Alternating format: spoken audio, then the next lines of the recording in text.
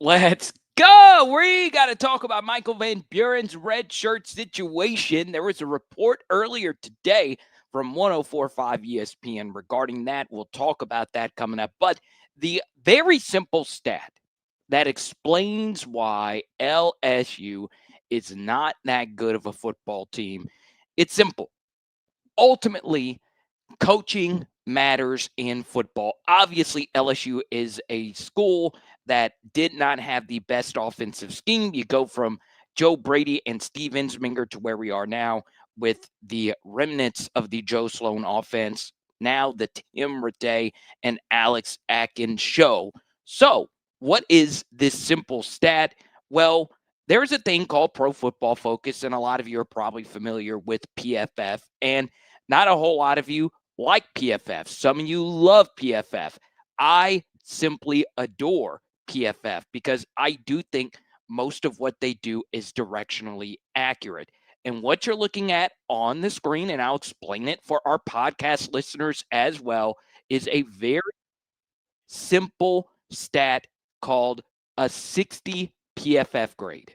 All right. So if you were to Google what an average PFF grade, what they consider to be a baseline, good, decent starter level player, a guy that is justifiably one that should be on the field. So, not a great player by any stretch of the imagination, but just your average football player. You start with a 60 PFF grade. Anything below 60 means you are replaceable. And in the SEC this season, LSU leads the conference in players that have played 200 snaps or more that have a PFF grade of 60 or below. 7 players. 7. Not 1, not 2, not 3, not 4. LeBron James style. 7 players have a PFF grade of 60 or below. Now, South Carolina, they have 6 players of the 14 who have played 200 snaps. LSU has 16 players that have played 200 snaps or more. Then you go down the list. Mississippi State has 6. Auburn has 6. What does LSU, South Carolina, Mississippi State, and Auburn all have in common? They are mid at best. And then you go down the list. Oklahoma and Vanderbilt both have 4. Vanderbilt has 4 of 12 players, and all 4 of those players, by the way, are offensive linemen. We'll get to that in just a second. Georgia only has 3 of their 17 who have played 200 snaps or more.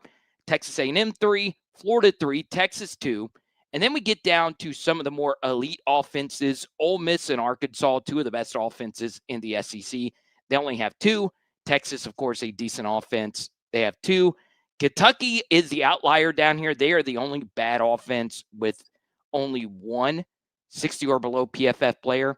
Alabama has 1, and 2 elite offenses, Missouri and Tennessee, have 0 players below a 60 PFF grade, minimum 200 snaps.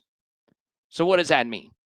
Well, yes, it is indeed the scheme of LSU that is giving them issues, right? There's no way you can think that Arkansas, Vanderbilt, and all those schools have better players than you do, because it's probably not true. There's probably not a gap, but there's no reason for Vanderbilt to have 4 and Arkansas have 2 and you have 7. But if you look at last year, and we did a deep dive on this, LSU only had a few that you would consider to be great. I think they only had 2 that were above 70, and that was Garrett Nussmeier and Aaron Anderson. They have, you see the trivia question, the poll question. I'll give it to you here in just a second. I want you listening to this to come up with an answer. How many LSU offensive players on this team do you think have a PFF grade of 80 or higher? 80 is a very, very, very good player. All right. 90, you are elite. You are beyond elite. And then, of course, 95, that's Jaden Daniels, Malik Neighbors, Joe Burrow territory. Okay. So, simply put, LSU just doesn't have great players. And At this juncture, it's okay to admit that. They have some very good ones. Some of these players haven't been developed properly. That's part of it as well. Another thing is LSU has had some diabolically bad players as well. We go to your spoiled at the top. Why do we keep throwing the ball to Bauer Sharp? I don't know. I thought the second Bauer Sharp completion after the fumble was actually a really good play call that we couldn't block because, well, Weston Davis blew a block, which leads into our next question, our next point here. LSU has 2 players below a 40 PFF grade. Below 40. All right, so not even close to a below average player. As in, you could probably go get a guy potentially off Southeastern and they would do a better job than what these 2 players are doing right now. And just for reference, you guys know how much I piled on DJ Chester last year because he was not great. He had a 49 PFF grade. Paul Mabinga had a 47 PFF grade. They were the lowest LSU starters ever in the PFF era. So far, Weston Davis has a 37 PFF grade. 37. And Bauer Sharp is a few points higher in the 40s. So it's not just that LSU has below average players. It's that they have some bad ones. Some ones that are so bad that it took forever for us to replace them. I don't know if Bauer Sharp's going to be replaced.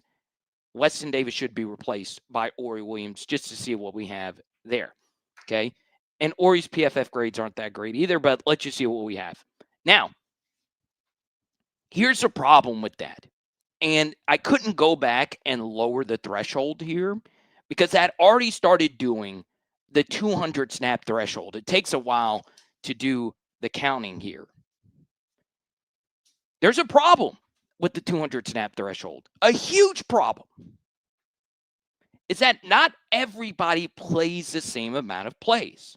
So far, Missouri and LSU have played the same amount of games. 9. Missouri has run 100 more snaps than us offensively. Let me repeat. Missouri has run 100 more snaps than us. What does that mean? We have a lot of 3 and outs. We're not that great. And that's with the good defense that we have.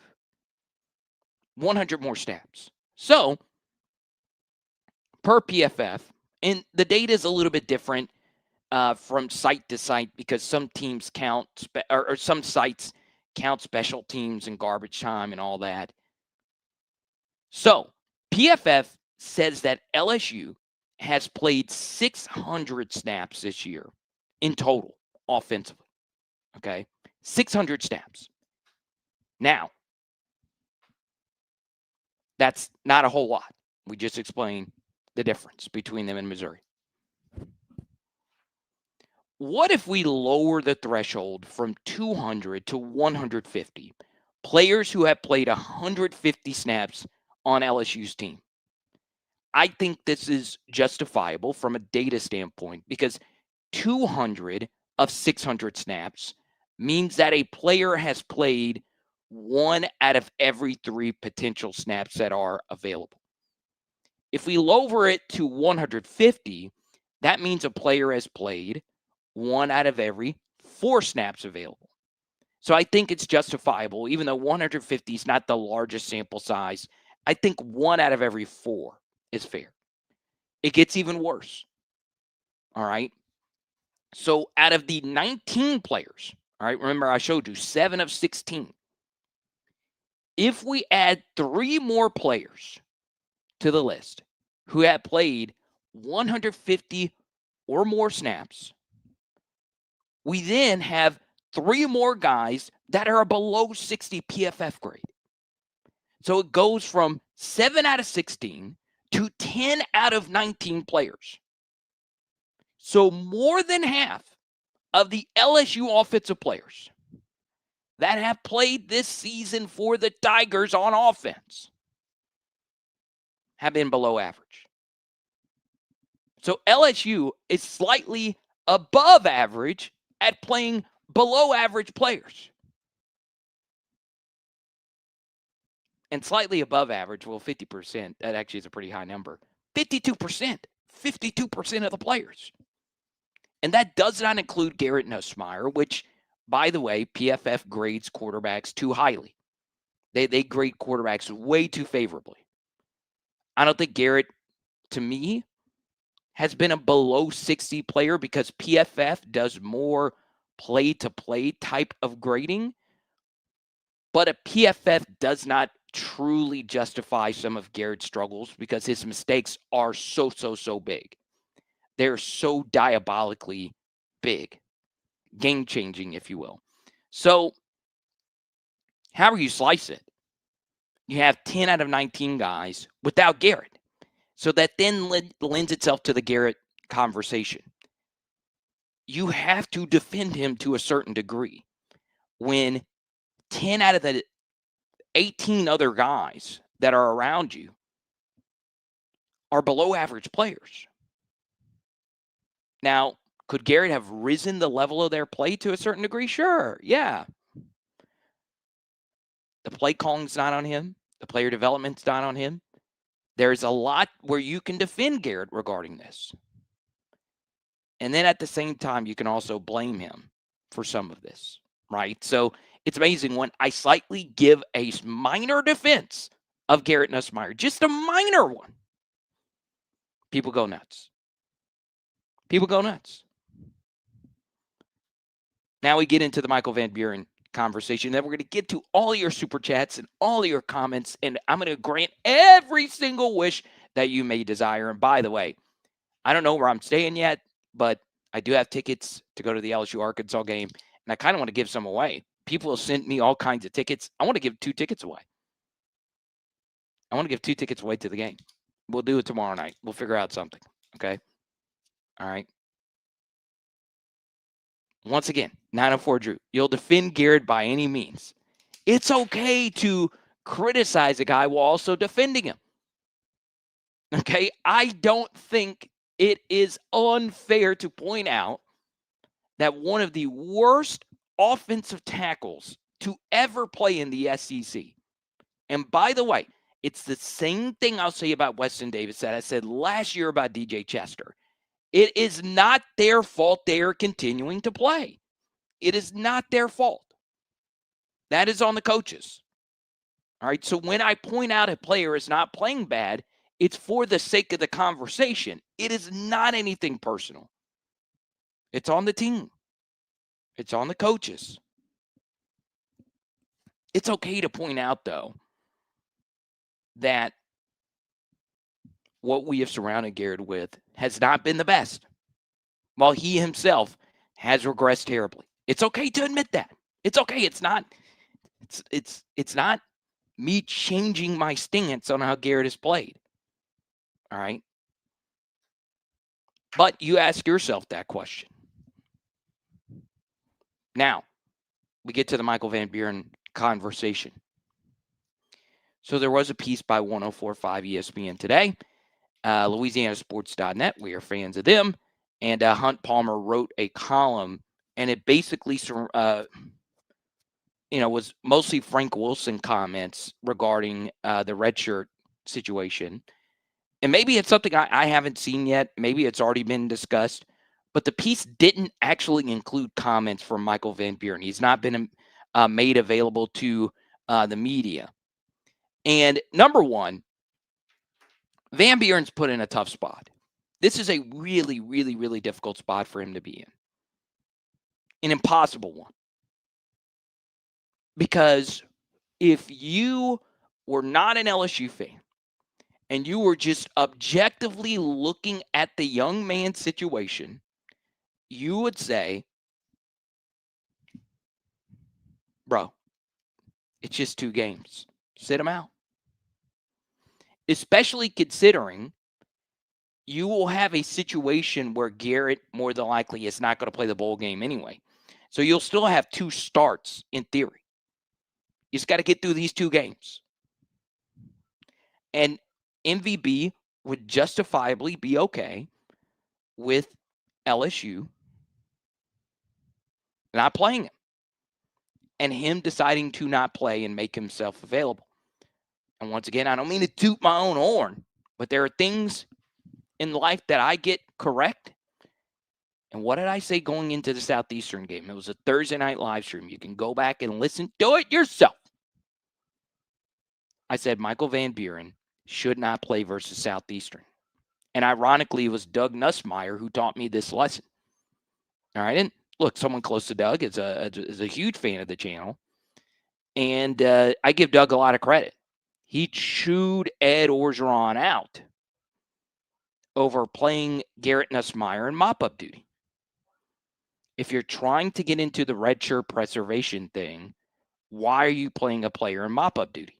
It should have been Colin Hurley, who already has redshirted. So that would have given us an extra game to work with here with Michael Van Beern, and that would make this situation a lot easier. Same thing versus Texas A&M. But here we are. Now, you then get into what are the pros of Michael Van Beern not redshirting? Well, number one, there could be some extra compensation given to him saying, look, we want to win these games. The other guy's not doing well. The team wants you to be the guy. Here's an extra $500K to play these final few games. Doubt that happens.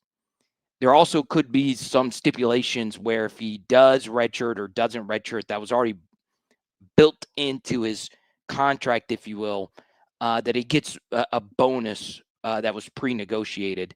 Maybe there's something there. I don't know. But I'm just asking you, if it does come down to this, you must give this young man grace and not call him selfish. If he is a decent starter by year 5, which he should be, this is only year 2 of his career, he probably won't be a big-time NFL draft prospect. If a decent P4 year 5 starter, he's probably getting $1 million a couple of years from now. If he's a decent P4 level starter, and he's no less, unless he just falls off the face of the earth, getting $300,000 extra by having an extra year of eligibility. So we can get into what can the NCAA do about this? Well, you could change the rules where everybody gets 5 seasons or everybody only gets 4 seasons. You could just do whatever. Okay. So I don't know. I hate it because if he does do this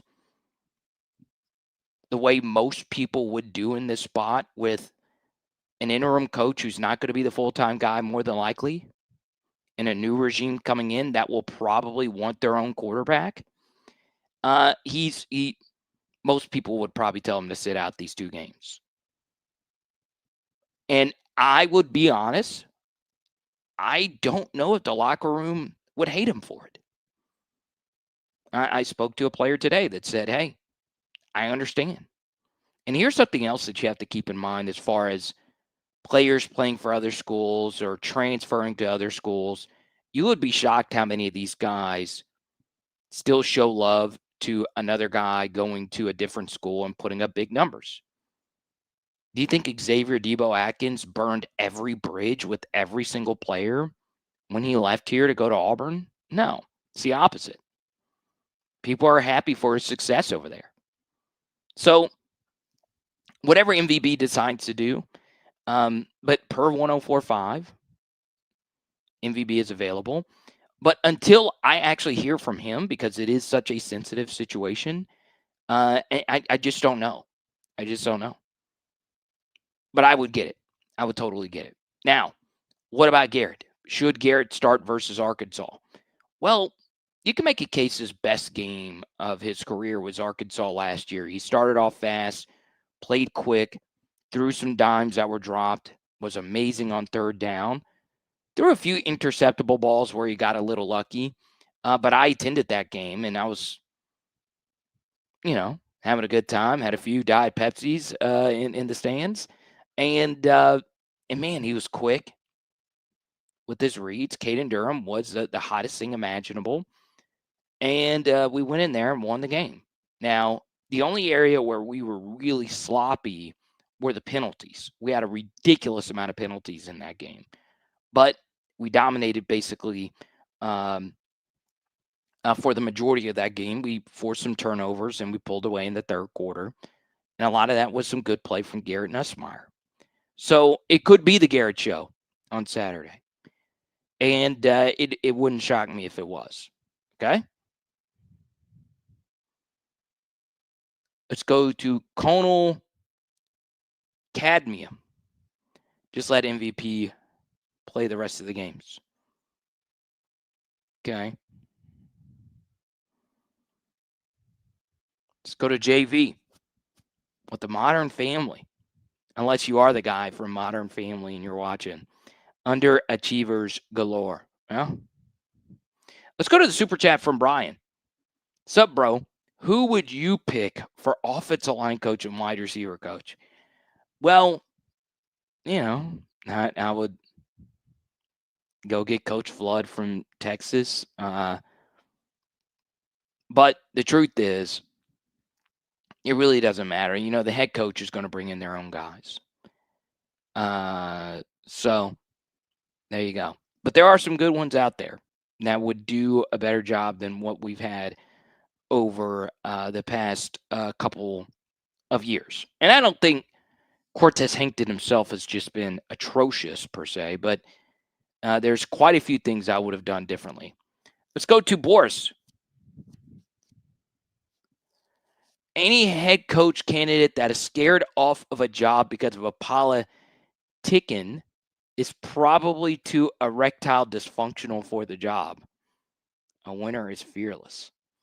I didn't think we were going to get into blue pill conversations tonight. Erectile dysfunctional.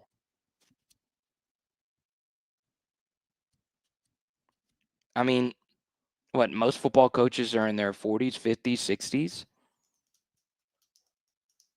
What if we were going after one that has some issues down there and they read Boris's super chat and said, well, you know what? I do need the V's to get the blood flowing and for me to dish the lumber to my wife. And Boris is over here shaming me for it. Men, if you're suffering from ED, just know I have your back.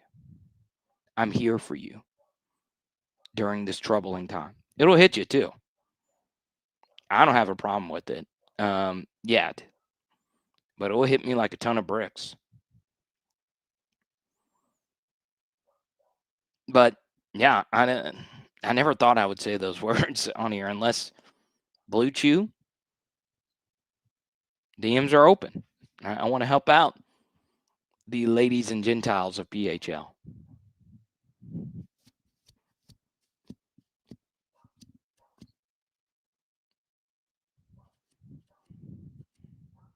But to finish up here with Boris,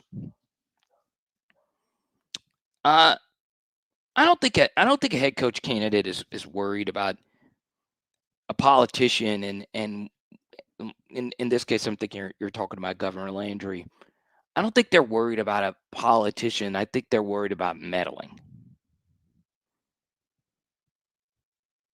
And I would be too, if there was just the faint smell of potential meddling. It would probably scare me off just a little bit. I understand it. Let's go to Andy. Well, LSU has already lost one. It was an edge rusher from Florida. And, yeah,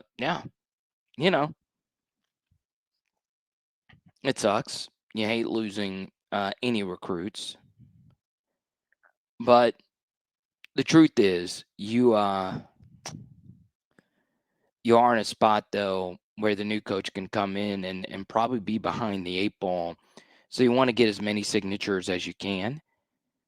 For the most part, when it comes to transfer portals and decommitments and all of that, LSU has actually done a really good job of keeping guys around. I do think, though,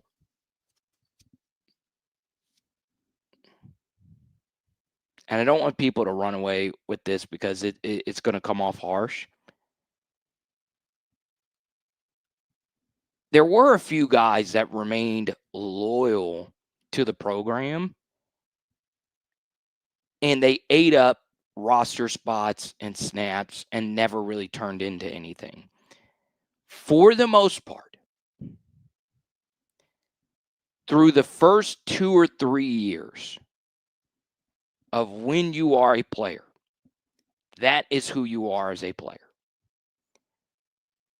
True freshman snaps can be somewhat directionally accurate. Normally, if you are a good player, there is something that you have done as a true freshman that makes you go, wow. And here's a good example of that. Jarvis Landry, right? He did not play a whole lot on the 2011 team as a true freshman, but he had, a top 5 extraordinary wow play from that season when he ended a Auburn kickoff return guy's life. We all remember that play. We could still hear the play. That was a special display of athleticism and just downright, I'm a dog. Because how many times have you seen a wide receiver on kickoff team do something like that? It just does not happen. It was special. So, when it comes to true freshman evaluation, did you do something? Just one or maybe a few plays. But you can't ever get too carried away with true freshman evaluations with what you did in your first year. But by year 2, you normally see something. You normally know something, unless a guy is truly blocked from getting on the field. And by that, it's, let's say a guy like Dre Jenkins. He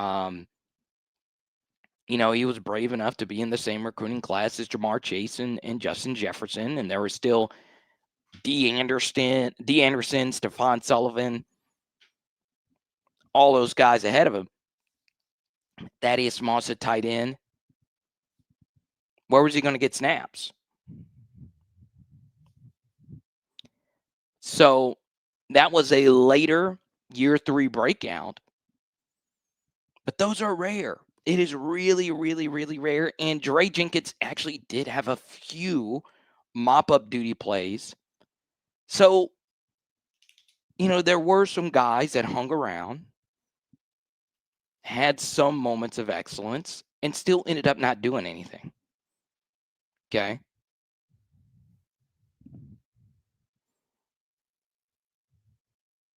You saying I stink, man? No, you don't stink. Jamie, what's good? Jamie's always showing the most love. But Andy, I don't know how many recruits LSU loses.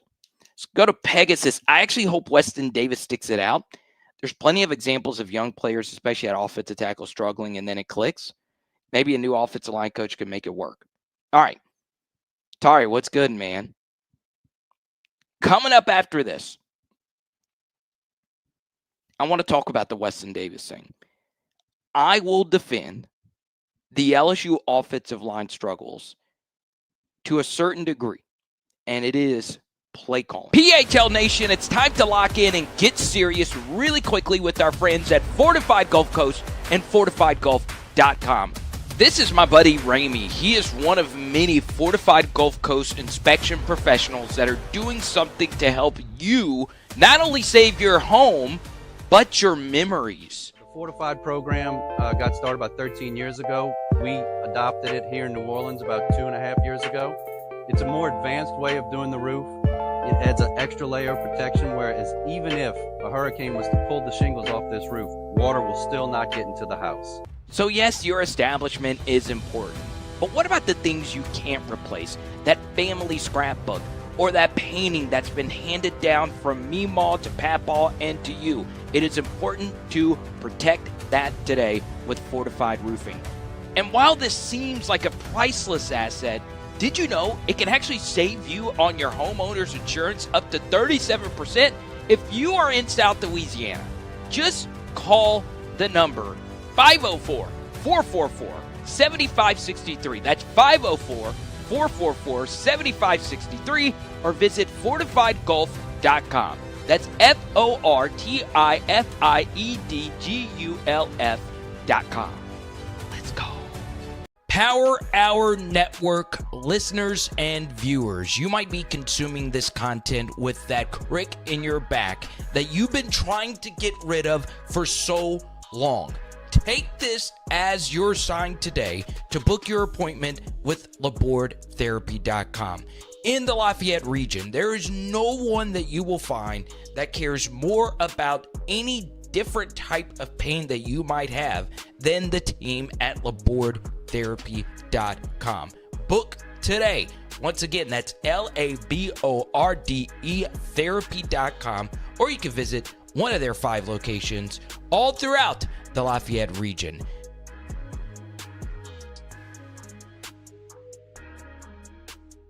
Alrighty, so I want to show you a very simple breakdown that we did. We hope you enjoy it. It's up on Patreon.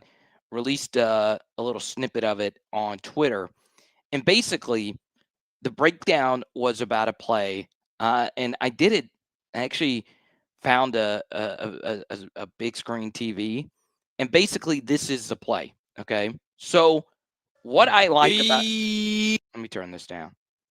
What I like about this play that you're watching, it's one that everybody runs, and we've not really run it. We run a variation of the play, but we don't run this one, and it's called RB Fast. And basically, what I think LSU could have done a better job of is calling plays where you don't need your offensive lineman to execute a single block. Okay, so the design of this play is to get this defense flowing in one direction and us go in the different direction. Okay, so the entire offensive line is being used as a decoy, and we fake that jet sweep motion, and you see the success of this play. Weston Davis doesn't need to execute a single block. Carius Kern, none of them do. They just have to go with the play, be distractions, don't just totally blow your assignment, and then get out and roll out to the right side. And look at all this space we created. Instead, what we did a lot of during the Sloan era was outside zone left, outside zone right, where every single one of our guys needed to execute common but still difficult blocks for us to succeed. So for me,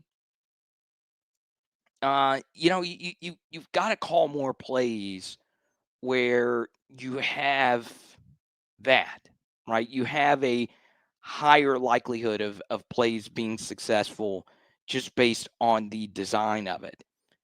And there you go.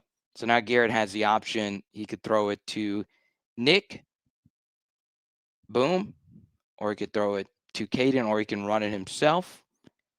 We know he's not doing that. And then here's Alabama running this play. Obviously a different variation of it. And on this one, we hit the over. And since this was 4th and short, or 3rd and short, Alabama just hits it to the running back in the flats. We hit the over right there to Nick, which would have been Horton right there. And why not? Let's show the Buffalo Bills running this play. If you want to see this full breakdown, patreon.com/LSU football, or you could join the membership. You see the cool insignia next to the names of legendary CEO, and we'll show you the Georgia one. Why not?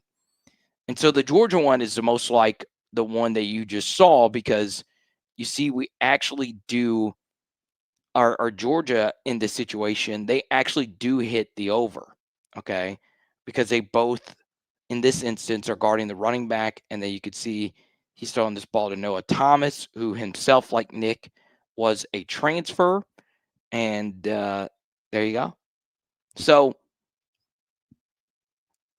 if I were Sloan, I would have done more plays like that, where your offensive line doesn't get a bad grade. They don't get a negative grade for that.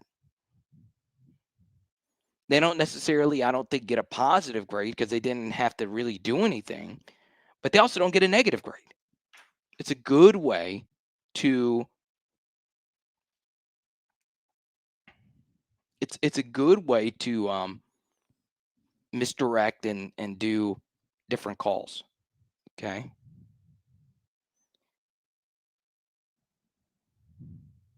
Mike says, "Will Weston Davis do an immature Lance Hurd portal transfer and flee the scene like an infant who needs?" I don't know. I don't know what Weston's going to do. I still love him though. As much as I've criticized Weston Davis, I'm always going to show him love because he is a man in the arena, right? Yeah, he's getting paid. Yeah, he should play better, but he's out there fighting his tail off in the toughest conference in America, and it's not his fault that he hasn't been benched. Okay.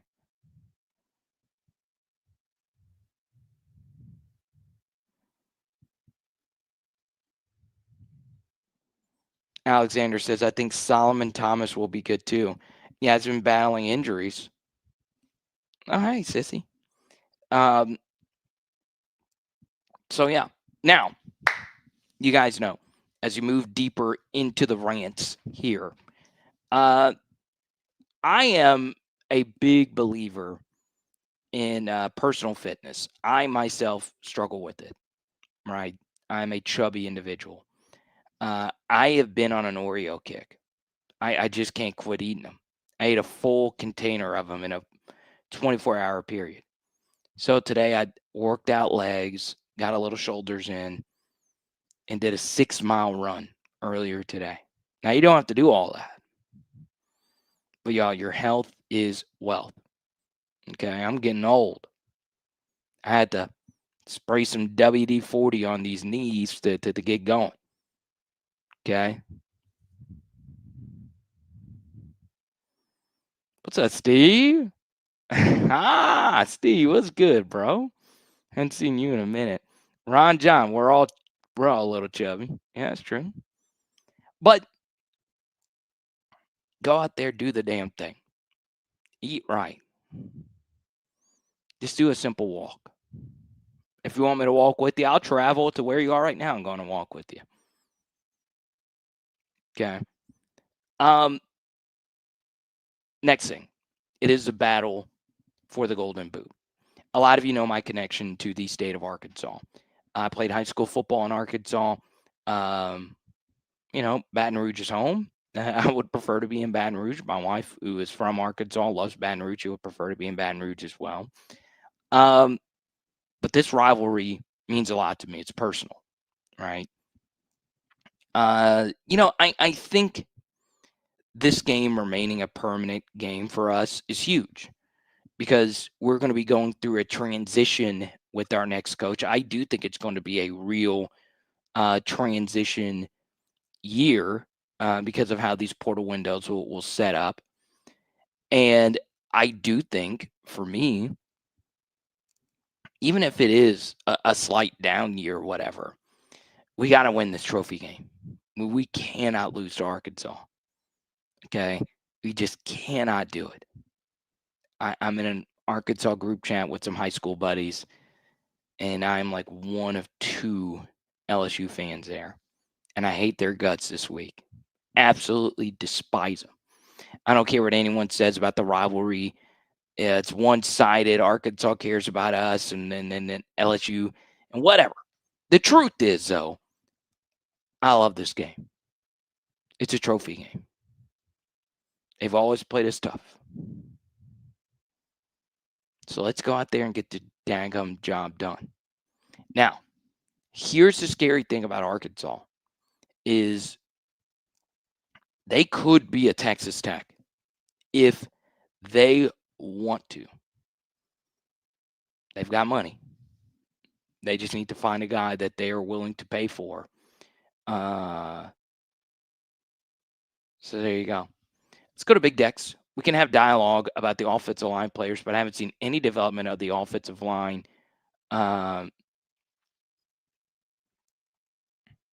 I getting an alert? I don't know what's happening. I think the Facebook stream went down.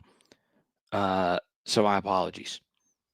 once again, if one of the streams ever goes down, I know I'm mostly a YouTube guy, just go to the Facebook or the Twitter stream. I'm always live on those three. Okay. But I haven't seen any development of the offensive line since they won the Joe Moore Award with Joey B with a different offensive line coach. Brad Davis got to take 5 stars and produce some decent product. Yeah, I mean, it's mostly true that Brad Davis has not done a good job coaching this offensive line. It's mostly true. All right. Once again, recruiting is so big when it comes to this position, and he's done a really, really, really good job of doing that very thing.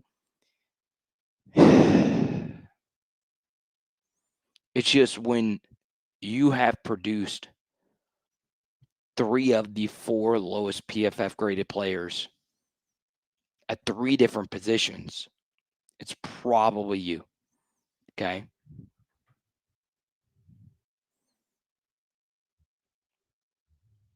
Let's go to Alexander. What is most likely to happen? LSU hasn't scored over 25 against an FBS opponent, and Arkansas hasn't held FBS opponents under 30 points. What is the most likely thing to happen? Well, I do think if you were to look at the 2 locker rooms, I know a lot of people have said, well, Carter, Arkansas, they're looking at this game. This is their Super Bowl. Well, it might be. I mean, they still have Texas the next week. I could see a world, though, where this Arkansas locker room is completely cooked. Not everybody loves him some Bobby Petrino over there. Frank Wilson's a little bit different. I think the guys would say, hey, it's Alabama. We didn't play terribly versus Alabama. And you have the new angle of a potential quarterback change, especially if MVB makes himself available. That might, rejuvenate the team. So I do think LSU will be the more motivated team. Especially this being the last SEC home game.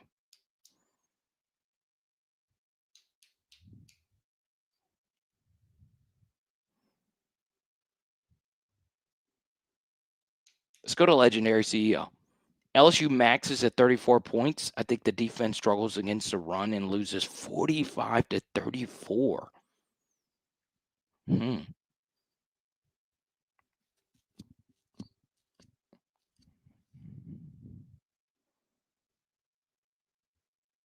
anyone see Austin Deculus? He's still out there doing his thing. But he is the lowest graded PFF offensive tackle. I don't care. He has stayed in the NFL longer than anybody would have expected. Okay.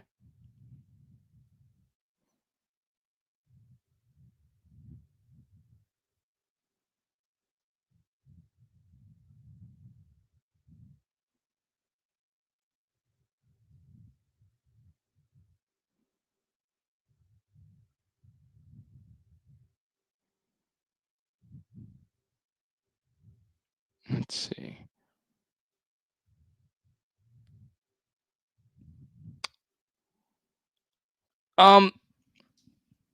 What else? There was something else I wanted to get to LSU related. Oh, head coaching situation.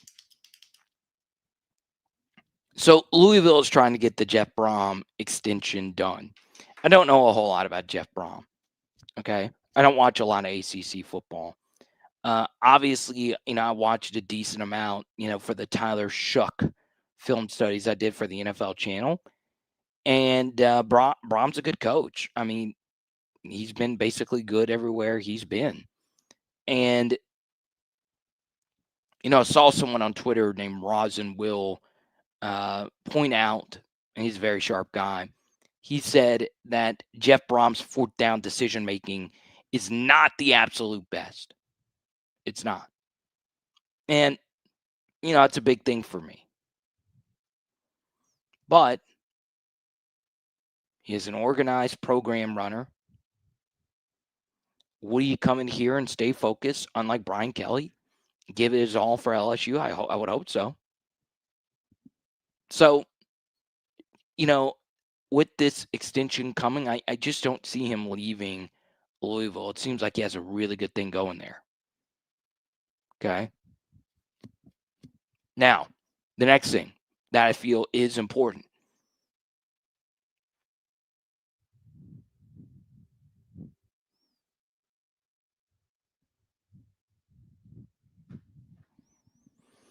It seems as if YouTube TV is reaching an agreement with ESPN before this next weekend's games.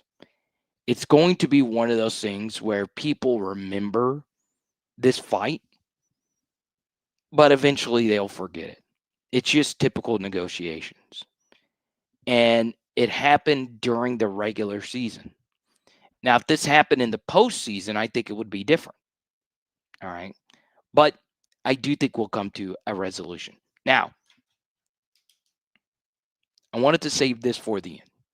Got into a little Twitter beef today because Eli Drinkowitz said a quote about the college football playoff, that he hates the way the sport is being discussed right now about the playoff, that everything about college football is about the playoff. And guess what? Inject that into my veins. Not everything in this wacky, beautiful sport of college football should be about the damn playoffs. There's over 100 teams and only 12 make it. Now, at the same time, you should be disappointed if LSU does not make the playoffs. We have not made it in 4 seasons under Brian Kelly. It's a miracle he didn't make it in 2023, and it's probably even more of a miracle that we're not even in the discussion here in 2025. Okay? So what does that mean exactly? Well, there are plenty out there that are hot taking this up, saying, hey, we shouldn't go get Eli Drinkowitz for saying this, especially since Verge Osbury said that LSU should be in the playoff every single season. I have no problem.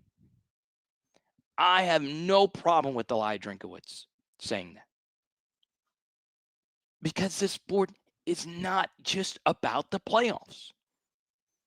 In fact, the idea of playoffs are stupid. The only sport where it even makes any type of sense is football. But we are so playoff obsessed in American sports, where everything matters. Everything matters. The only thing that matters is the playoffs. Nobody gives a rip about the regular season, where the games are actually held mostly on campus, where hundreds of thousands gather. But if your only discussion point is the playoff, then guess what? What's the point of of getting excited about Ohio State and Michigan? There is no reason to be excited about that. If everything is just about the playoff, what about all these other crazy rivalries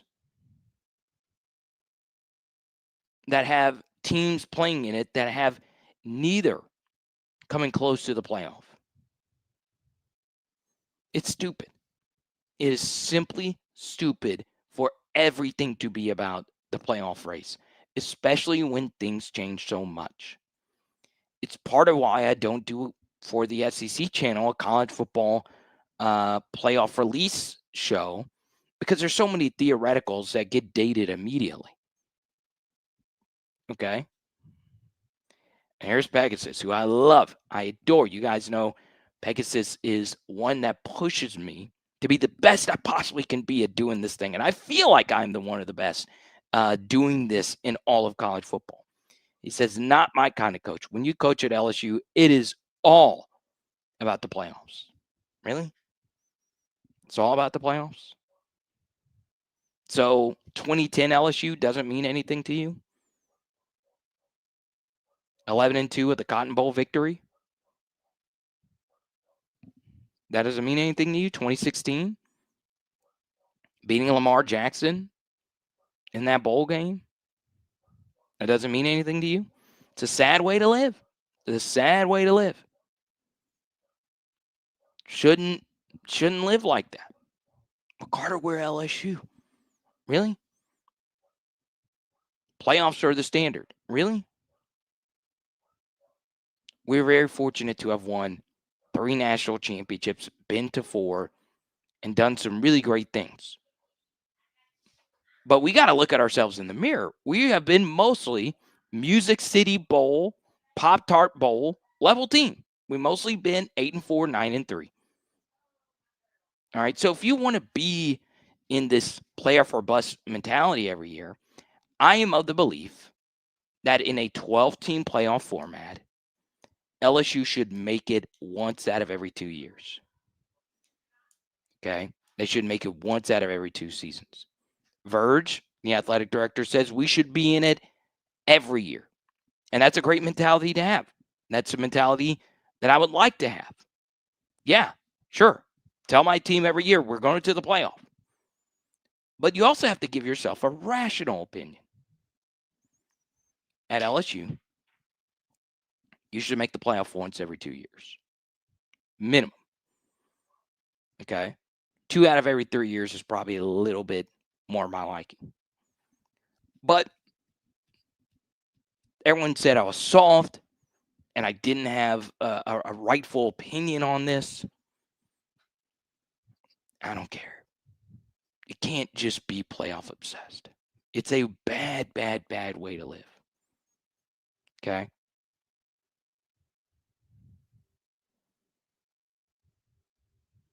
Thank you to Tim for following on Twitter. Also say hi to Wes Chase.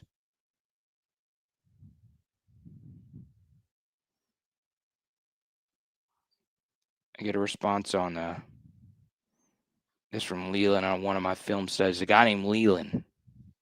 Imagine living your life and your name is Leland. Now with a D. Could have given him a D. Leland. And he said, Carter, what's the point in doing your film studies? The season is over. Man, that's the stuff I can't stand. I cannot stand it. The season's not over, Leland. We still got 3 more games, whether you like it or not. Whether you like it or not, I still care. If the season's over, why am I going to the game this weekend?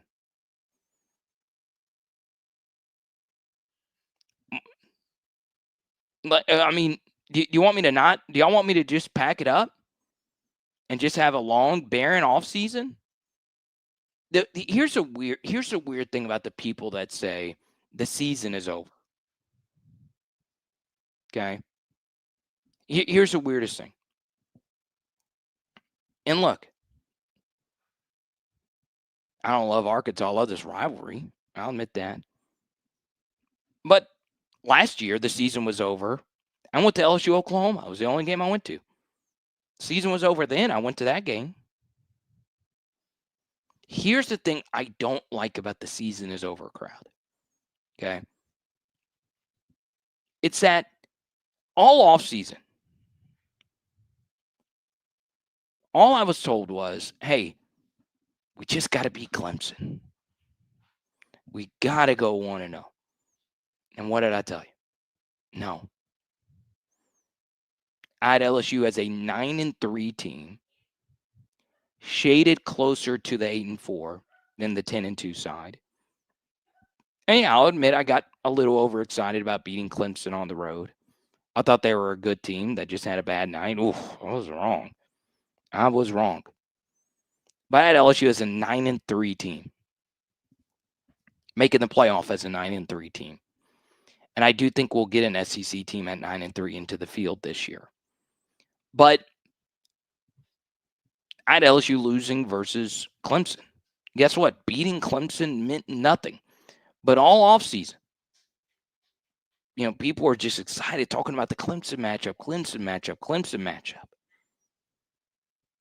And now, when we have actual games to discuss, people just want to talk about head coaching stuff. People just want to tell you, hey, these games don't matter. Well, tell that to Mansour Delane. He could opt out right now and still be a first-round pick. not change a damn thing for him. Okay? Like Pegasus says, you're only guaranteed 12 of them. Remember, of any major sport that we have, any one of them, think about any sport in the world that people care about. The scarcest resource we have are college football games. NBA, you get 82 of them. College basketball, you get 50 of them. Baseball, you get 60 of them. Major League Baseball, you get 162 of them.